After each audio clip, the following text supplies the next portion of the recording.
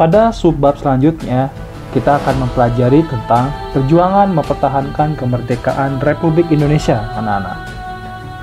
Setelah memproklamasikan kemerdekaannya pada tanggal 17 Agustus 1945, bangsa Indonesia masih harus menghadapi Belanda yang ingin mengembalikan kekuasaannya atas Indonesia.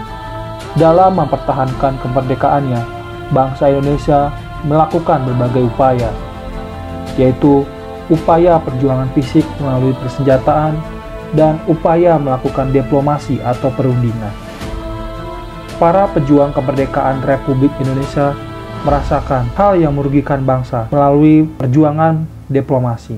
Oleh karena itu, para perjuangan kemerdekaan Republik Indonesia memutuskan untuk melakukan perjuangan fisik, yaitu melakukan perjuangan persenjataan. Itu adalah dasar dari para pejuang kemerdekaan Republik Indonesia yang selalu ingin mengangkat harga diri bangsa. Konflik Indonesia dan Belanda diawali dengan sebuah peristiwa menyerahnya Jepang kepada sekutu tanggal 14 Agustus 1945.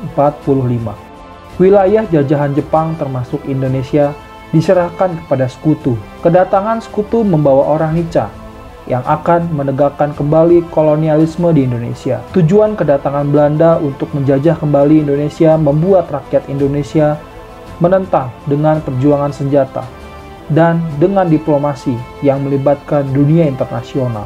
Perjuangan senjata dalam mempertahankan kemerdekaan pertama adalah Pertempuran Surabaya 10 November 1945. Kedatangan sekutu di Surabaya tanggal 25 Oktober 1945 dipimpin oleh Brigjen AWS Malabi.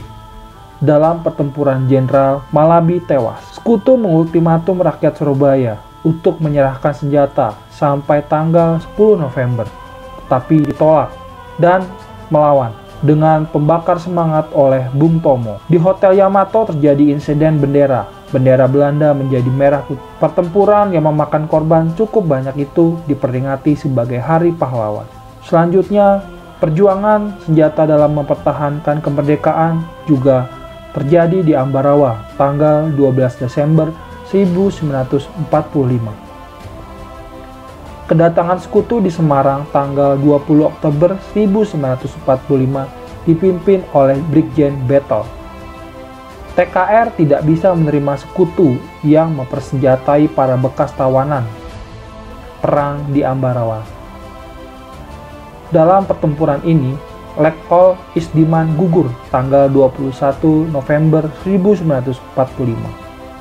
Pada tanggal 12 Desember, Kolonel Sudirman dan TKR mengepung sekutu di Benteng William selama 4 hari, sehingga sekutu meninggalkan Ambarawa menuju Semarang. Perjuangan senjata dalam mempertahankan kemerdekaan terjadi juga di Pertempuran 5 Hari Semarang. Pertempuran 5 Hari berawal saat pemindahan tawanan Angkatan Laut Jepang dari Cepiring ke Bulu. Kemudian di tengah jalan para tawanan Jepang memberontak dan melarikan diri.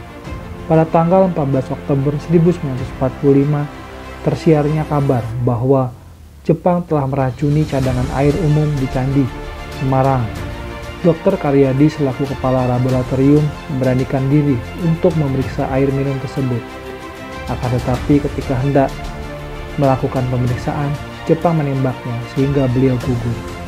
Pada tanggal 15 sampai 20 Oktober 1945 terjadi pertempuran antara tentara keamanan rakyat yang dibantu oleh barisan pemuda dengan tentara Jepang yang persenjataannya lebih lengkap.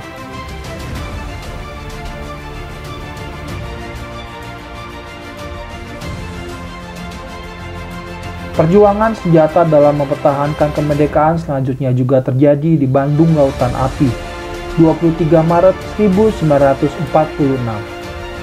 Kedatangan sekutu di Bandung tanggal 17 Oktober 1945 saat TKR sedang gencar melucuti senjata Jepang. Sekutu meminta agar senjata itu diserahkan kepada sekutu, tetapi ditolak.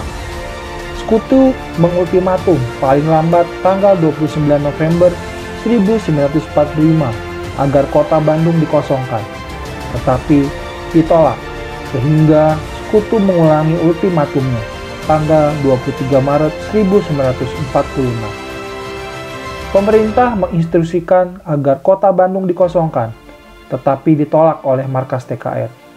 Akhirnya, dengan berat hati, TKR meninggalkan kota Bandung, tetapi terlebih dahulu membumi hanguskan kota Bandung, bagian selatan yang terkenal dengan peristiwa Bandung Lautan Api.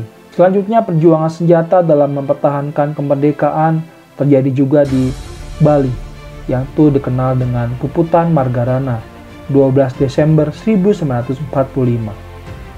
Kedatangan sekutu di Bali tanggal 2 sampai dengan 3 Maret 1945, Belanda memujuk I Gusti Ngurah Rai untuk membentuk negara Indonesia Timur, tapi ditolak.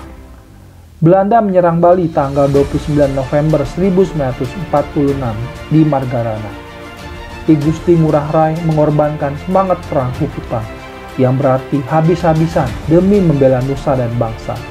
Akhirnya, I Gusti Ngurah Rai bersama anak buahnya gugur sebagai kusuma bangsa. Perjuangan senjata dalam mempertahankan kemerdekaan pun terjadi di Medan Area tanggal 10 Desember 1945. Kedatangan sekutu di Medan tanggal 9 Oktober 1945 dipimpin oleh Brigjen T.E.D. Kelly. Tanggal 18 Oktober 1945, sekutu mengultimatum pemuda Medan untuk menyerahkan senjatanya.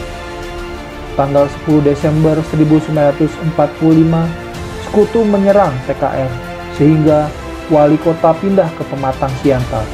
Tetapi rakyat terus melakukan perlawanan dengan membentuk Laskar Rakyat Medan Area. Perjuangan senjata dalam kemerdekaan dalam mempertahankan kemerdekaan pun terjadi di Yogyakarta, yang dikenal dengan Serangan Umum 1 Maret 1949. Dalam agresi militer Belanda yang kedua, Belanda berhasil menangkap para pemimpin politik dan menduduki ibu kota RI di Yogyakarta. Belanda ingin menunjukkan kepada dunia bahwa pemerintahan RI telah dihancurkan dan TNI tidak memiliki kekuatan lagi. Menghadapi tindakan Belanda tersebut, TNI menyusun kekuatan untuk melawan Belanda. Puncak serangan TNI adalah serangan umum terhadap kota Yogyakarta pada tanggal 1 Maret 1949 yang dipimpin oleh Letkol Soeharto. Perjuangan senjata dalam mempertahankan kemerdekaan, adapun tujuan serangan umum tersebut yaitu dalam mendukung perjuangan yang dilakukan secara diplomasi. Yang kedua, meninggalkan moral rakyat dan TNI yang sedang bergerilya.